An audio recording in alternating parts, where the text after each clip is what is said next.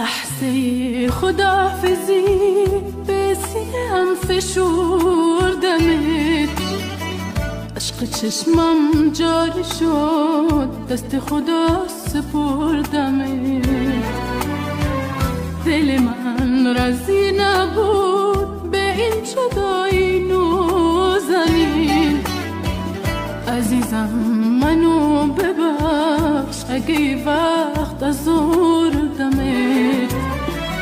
گفتی به من غصه نخور، میرم و برمیگردم، هم سفر پرستوها میشم و برمیگردم.